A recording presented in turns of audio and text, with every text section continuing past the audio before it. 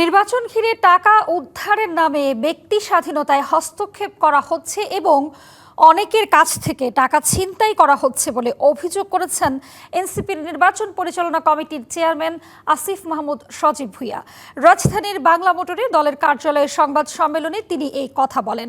তার অভিযোগ, মিডিয়ার একটি গোষ্ঠীকে সহযোগিতা দিয়ে যাচ্ছে, তারা না শোধরালে নির্বাচনের পরে তাদের ক্ষমা করা হবে না। সকল প্রতিষ্ঠান সংশ্লিষ্ট সবাই দায়িত্বশীল ভূমিকা পালন করবেন এবং লেভেল প্লেইং ফিল্ড আগামীকাল নির্বাচন শেষ হওয়া পর্যন্ত বজায় রাখবেন।